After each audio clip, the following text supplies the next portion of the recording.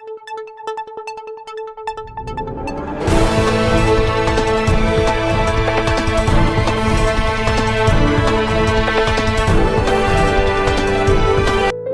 Video को like कर channel को सब्सक्राइब करें हमारे लेटेस्ट वीडियो सबसे पहले देखने के लिए। आज आप प्रेस वार्ता कर रहे हैं, क्या मामला है, क्या हुआ है आपके साथ?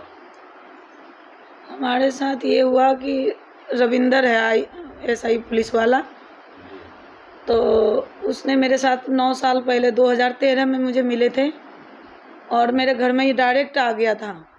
हमारे पड़ोस में एक के घर में आता था और उसके घर में से आके और मैं यहाँ पे वो कर रही थी। उसका कहीं और जगह भी कोई बात था, किसी लेडीज़ के साथ कहीं भी था, कुछ भी था, अफेयर था।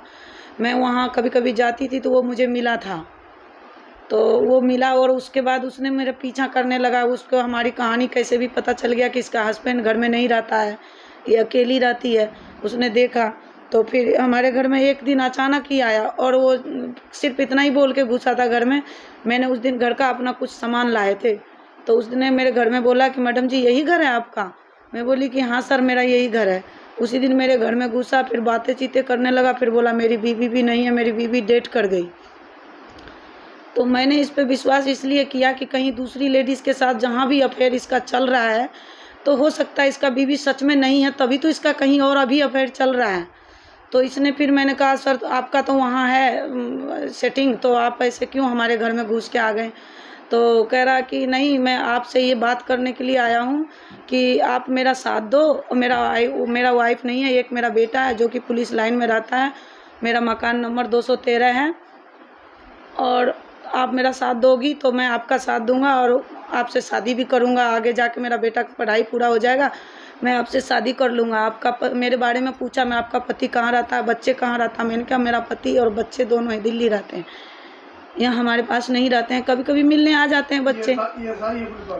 हाँ, उस डबल स्टार है, डबल स्टार, सब इंस्पेक्टर हो गया। हाँ हाँ, ये पल्ला थाने में भी कर रखा है जॉब उस समय। और उसके बाद मैं उतना पूछताछ उनसे नहीं करती थी ज़्यादा। बस एक ही बार उसने बोल दिया मेरा बीवी डेट कर गया, तो मेरे को उस पर विश्वास हो गया कि मेरा पति नहीं है, अकेली लेडीज़ हूँ, इस पर जीना भी तो है अकेले। तो इसलिए मैंने उस पर विश्वास कर लिया। मैंने सोचा चलो पढ़े लिखे इंसान है, मेरे को ज़िंदगी कटाएगा, मेरे को साथ देगा ज़िंदगी भर, तो इससे अच्छा और क्या होगा। वो मेरे घर में बार बार जल उठा उठा के कसम खाते थे। मेरे घर में कई जगह मैं तीर्थ यात्रा कभी जाती रहती हूँ तो कहीं कहीं से जल लाती हूँ, तो जल रखा रहता है। हर बार मेरे घर में जब भी घुसता है, जब भी मैं कभी कभी नोकझोंक होती थी कि कहाँ थे, इतने लेट आए, ऐसे वैसे, तो बोलते थे, जल उठा के कसम खाते थे कि मैं कहीं नहीं गया, मैं तुम्हारे साथ ही रहता हूँ। फिर ऐसे करते करते वो लॉकडाउन के दौरान में मैं एक दिन आना जाना रेगुलर रहता था? रेगुलर आता था। कभी कभी तो मैं पहले खाते थे? खाना पीना डेली, बकरा को बोलते थे बकरा का मीट बना लो, कभी मुर्गे का बना लो, सब बनाते थे। हस्बैंड रहता वैसा रहना था? हस्बैंड के जैसे हस्बैंड रहते थे, कि उस हस्बैंड से भी ज़्यादा रहते थे। दारू पी पी के आते थे, फिर वो फ़ोन करते थे। किसी दिन अगर मैं गुस्से से 2 दिन फ़ोन नहीं उठाती थी तो वो रोड पे यहाँ पे कहता था मैं अग्रवाल स्वीट के पास खड़ा हूँ, तो कभी यहाँ हूँ, कभी वहाँ आ जाओ। फिर 12 बजे रात को वीडियो कॉलिंग कर करके और दारू पी पी के पूरे बोतल पीता था और दिखाता था मेरे को। अब मेरे को तरस आ जाता था, मैं घर से बाहर निकल जाती थी। रात में 300 दिन, वो लॉकडाउन के समय से 300 दिन यहाँ रुकने लगा। हाँ, 55 सेक्टर में चौकी इंचार्ज भी रह चुका वो। और उस इंचार्ज के दौरान में उसको जब हमें पता चल गया कि इसकी बीवी जिंदा है, अच्छी खासी है, स्मार्ट है, लंबी चौड़ी है, पता चल गया, तो उस दौरान में ये मुझे विश्वास दिलाने के लिए 300 दिन मेरे घर में रहा कि नहीं ये झूठ बात है, वो आप कहीं गलत जगह पहुंच गए हो पूछताछ करने। तो आपको कैसे पता लगा उनकी बीवी बच्चे हैं? तो मैं उसके पूछताछ करने पहुंच गई ना। मैंने उसने जब मकान में एक दिन वो नशे के दौर पे नशा कर रखा था, मेरे को फिर ले गया था, मार पिटाई किया था, बहुत पिटाई किया था, आँख पूरा वो कर दिया था, बहुत मारा। रात को मारते थे दारू पी के और दिन को फिर सॉरी बोल देते थे। तो आपको चोटें आई होंगी बहुत? चोटें आई थी, नीले पड़ गई थी आंखें वाँखें। और मेरा वो मैं ना, ये पिछले साल की है, दिसंबर की। हाँ, जब ये 55 में चौकी इंचार्ज था तब की बात है। एक दिन दारू पी के और मेरे को ले गया 31 सेक्टर, वो 30 सेक्टर जो है उसका जहाँ घर इधर है उधर ही ले गया। और कभी नहर में कह रहा गाड़ी को कर दूंगा, घेर दूंगा, कभी कुछ कर दूंगा। तो क्यों करोगे ऐसा?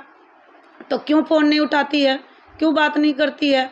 मैं बोली थी कि मेरे भाई का एक्सीडेंट हो गया, मैं टेंशन में थी और आपको मैं इसलिए टेंशन में होके फिर मैं घर में आग सेक रही हूँ, आप मेरे घर में सो रहे हो और मज़े से आके नशे में सो गए, तो मैं क्या करूँ? और तो दिन में सॉरी बोल रहा है कि जानू सॉरी, दिल से सॉरी बोल रहा हूँ जानू, अब इतना नहीं पैक लगाऊंगा, अब 1 से 2 पैक लगाऊंगा, अब कभी नहीं मारूंगा। फिर मैं एक दिन गई थी कि केपी सिंह जो क्या है वो सर जो सीपी लग रहे थे बिहार का, ओपी सिंह के सामने जब हम गए थे उस समय वो उसका ड्यूटी चल रहा था 21 सेक्टर में, तो कमिश्नर ऑफिस में गई थी कि मैं कंप्लेंट आपकी डाल देती हूँ, आपने मुझे मार मार के इतनी रखते तो बीवी की तरह हो और शैतानी करते हो, शैतान की तरह, पुलिस वाले की तरह नज़र से मारते पीटते हो। तो मैं गई थी वहाँ, तो फिर वहाँ भी गई तो फ़ोन करी मैंने कि आप बताइए मैं क्या करूँ, अब तो मैं यहाँ तक आ गई हूँ, अब मैं कंप्लेंट डाल रही हूँ, आप मेरे दोस्त मत देना आप। फिर वहाँ भी गई तो वहाँ के लिए भी मेरे पास ऑडियो वीडियो रिकॉर्डिंग सब है। उसने ये बोला कि नहीं आप यहाँ आ जाओ, 55 आ जाओ, यहाँ घूम जाओ और आप ऐसा मत करो, अब मैं कान पकड़ता हूँ, कभी नहीं मारूंगा। लेकिन उसका वही चाल चलैया रहा हमेशा। और आज के डेट में उसको कैंसर हुआ है, कोई बताया कि कैंसर हुआ। वो मेरा फ़ोन 1.5-2 महीना से पहले से ही नहीं उठाता था।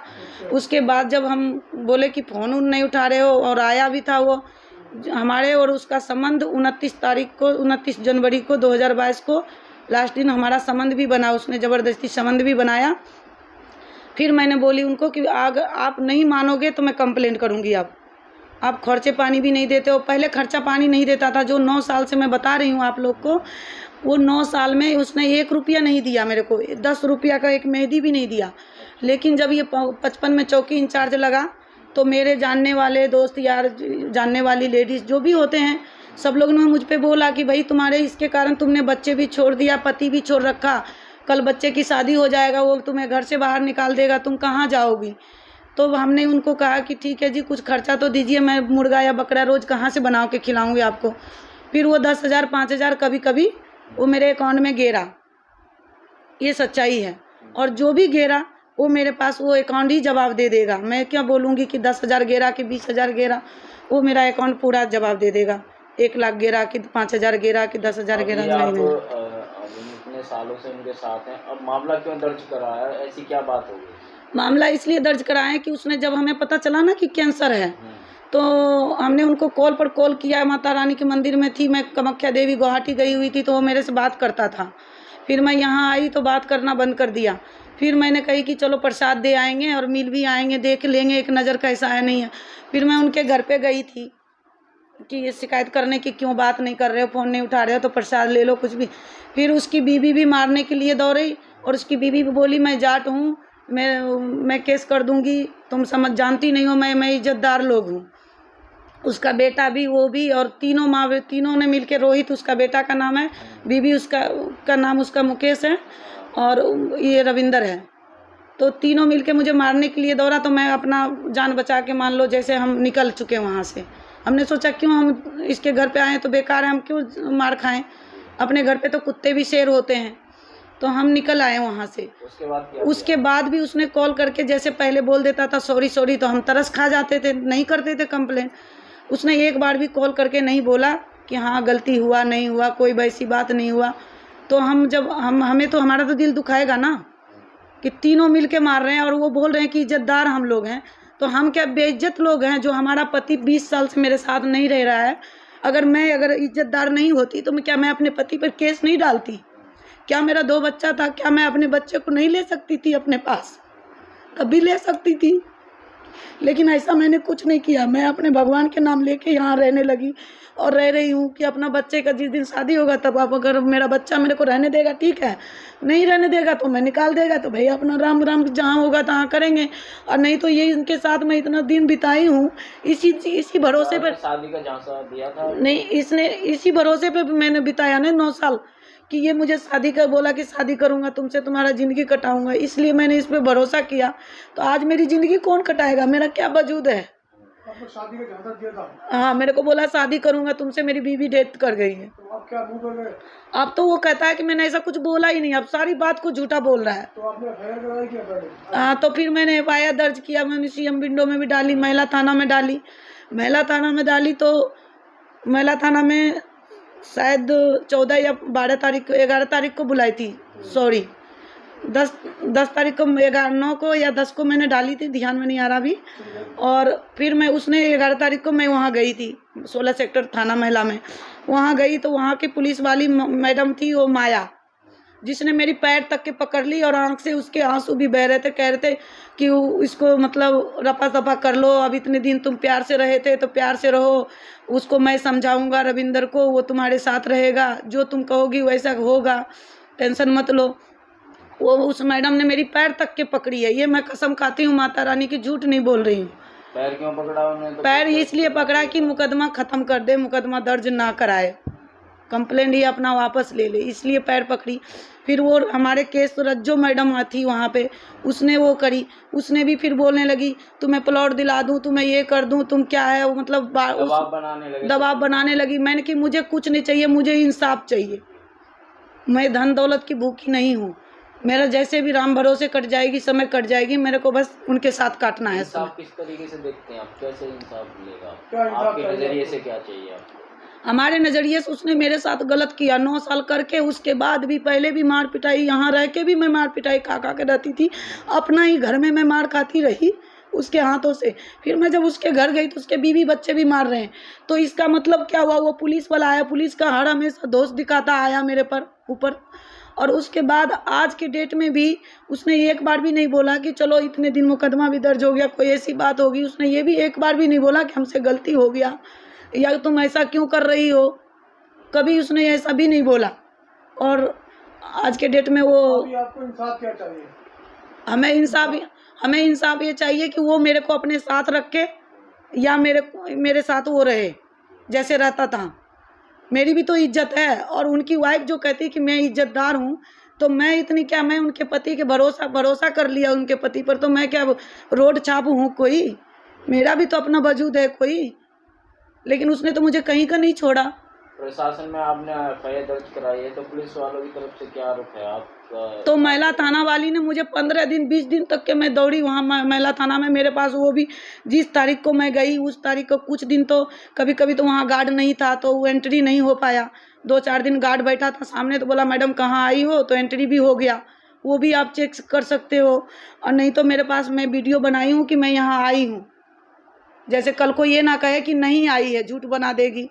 तो इसलिए मैं वहाँ जिस दिन गई मैं वीडियो भी बनाई हूँ अपने मोबाइल से। एक दिन उसने रज्जो मैडम ने देख लिया कि वीडियो बना रही है, तो उस दिन मेरे मोबाइल छीन के रख लिया, बोला कि मोबाइल यहाँ अलाउड नहीं है। फिर दूसरा दिन गई, तब भी दूसरे तीसरे दिन भी बुलाई, झूठ बोल के बोली कि तीनों आए हुए हैं, मुकेश आए हैं, रोहित आया है और रविंदर आया, तीनों आप फैमिली आए हुए हैं, आप आ जाओ। अब मैं गई, शाम हो गया, शाम को 7 बज गया, लेकिन कोई फैमिली नहीं आया हुआ था, झूठ बोल के मुझे बुलाई। फिर मतलब टॉर्चर किया, बहुत किया पुलिस वाली ने, सब ने। फिर एक दिन उसने बुलाया, एक दिन कोई और मैडम थी, मेरे को उतना नाम पता नहीं, सिविल ड्रेस में थी, उसने फिर बातचीत किया, तो फिर वो बोला, मैंने बिस्कुट रखा था उसको, उसकी सत्कार हो रहा था, मैं गई तो मेरे बोला कि लो जी रविंदर जी आ गए रे, क्या बात करना चाहते हो आप इससे।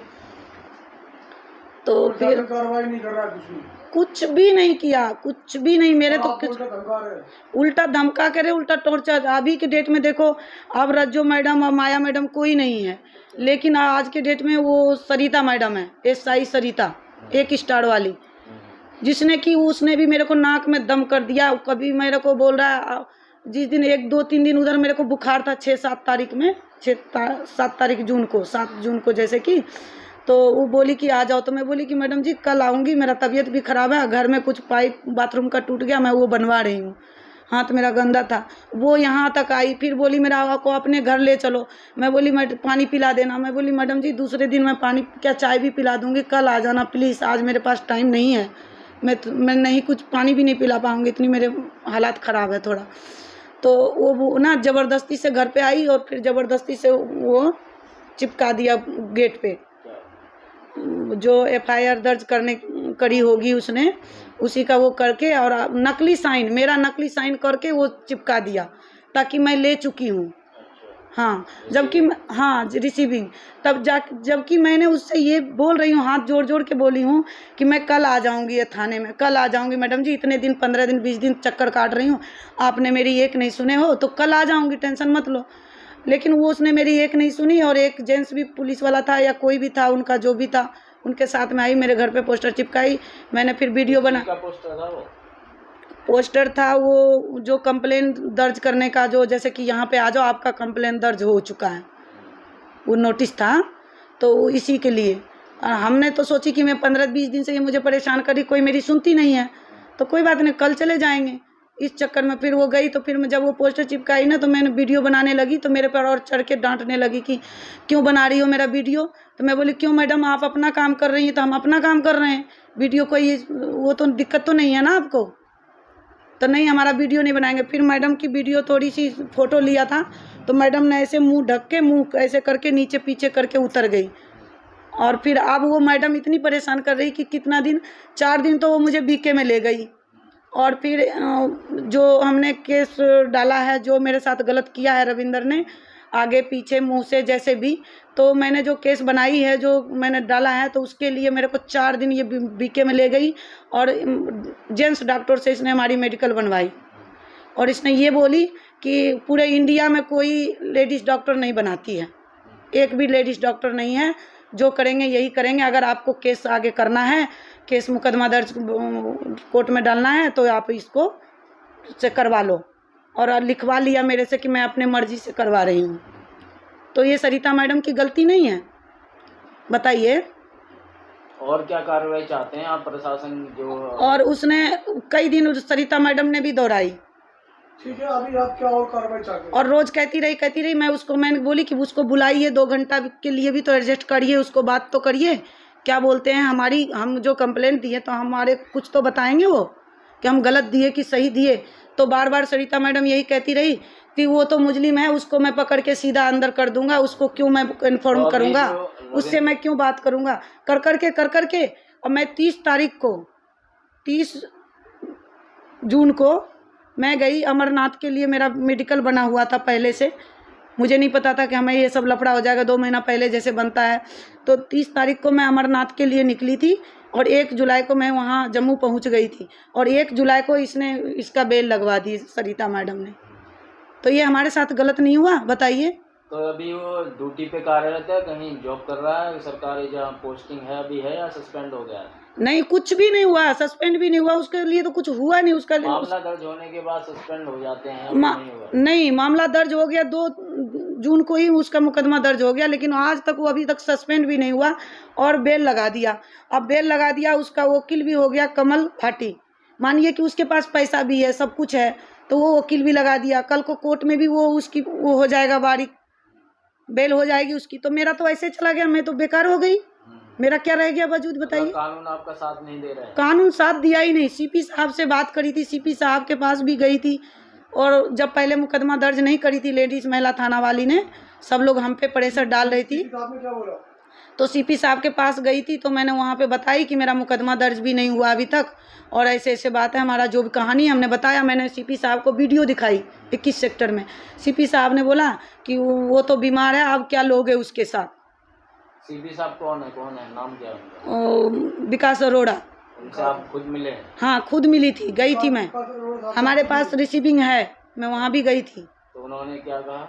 उन्होंने कहा ठीक है जाओ, अब कार्रवाई हो जाएगी आपकी। कार्रवाई का आश्वासन दिया आपको? आश्वासन दिया था मेरे को कि, लेकिन मेरी कार्रवाई नहीं हुई, और फिर बस मुकदमा दर्ज कर लिया। वो भी जब 4 मई को मैंने सीएम विंडो दिया तो 4 जून को उसको जवाब देना ही है, इस कारण से उसने 2 जून को कर दिया। और उस 2 जून के अलावा बीच में मुझे बुलाया भी नहीं, पूछा भी नहीं कि आप क्या चाहती हो नहीं चाहती हो। पहले मैं इस वक्त हमारे गृह मंत्री हरियाणा के अनिल विज हैं, उनसे क्या गुहार लगाओगे आप? अनिल विज साहब से उनसे भी यही कहूँगी मैं, चाहे बीमार हो वो, चाहे कुछ भी हो, मैं हाथ जोड़ के विनती करती हूँ कि मेरे को 9 साल से एक बंदा यूज कर रहा है, एक पुलिस वाला हो करके, मैं उसको मैं कैसे बहका सकती हूँ? एक औरत हो करके मैं अकेली बिना पति के रह रही हूँ। अगर गलत होती तो मैं शादी भी करके कहीं जा सकती थी, तो क्या सजा की मांग कर रहे हो आप? मैं उनकी सज़ा की क्या मांग करूंगी? मैं मेरे साथ इंसाफ होना चाहिए, चाहे वो मेरे साथ जैसे भी करे, ठीक है, मेरे को इंसाफ चाहिए। ठीक है। मैं यही गुहार लगाऊंगी सभी से, चाहे वो सीपी साहब हो, चाहे वो मुख्यमंत्री हो, चाहे कोई भी हो, जो भी हो, साहब जितने भी साहब हैं, जो भी हैं, सबसे मैं यही रिक्वेस्ट करूंगी हाथ जोड़ के कि मेरे साथ इंसाफ होना चाहिए। और आइंदा ऐसी दूसरे पुलिस वाला अगर इसको सज़ा नहीं मिलेंगे और हमारे साथ इंसाफ नहीं होंगे तो सारे पुलिस वाले सब लेडीज़ को यूज करता रहेंगे, FIR सबकी फायदा उठाता रहेंगे। FIR की कॉपी दिखा दीजिए। ये है हमारे FIR की कॉपी। ये FIR है जी आप सीएम विंडो की बात कर रहे थे जी, ये देखिए, ये सीपी साहब के यहाँ गई थी, उसका रिसीविंग है, देखिए वो क्या है? ये तो बाकी कुछ फुटेज भी है आपके उनके साथ? ये है, देखिए सीएम विंडो के रिसीविंग है, इतने दिन हो गए, ठीक है, देखिए कुछ फुटेज भी है आपके उनके साथ, वो दिखा दीजिए। फोटो, ऑडियो, वीडियो रिकॉर्डिंग सारे हैं मेरे पास, जो कि वो शादी का झांसा दिया तो भाई प्यार से ही तो रहेगा ना। और मैंने कोई चोरी से नहीं बनाया, कोई भी वीडियो, कोई भी ऑडियो, जितने भी ऑडियो वीडियो फोटो मेरे पास है वो उनके पास भी है, क्योंकि उसने अपने मोबाइल से मेरे सेल्फी लिया था और मैंने भी कुछ अपने मोबाइल से लिया था, लेकिन पहले मेरे पास मोबाइल नहीं था तो उसने अपने मोबाइल से लिया था।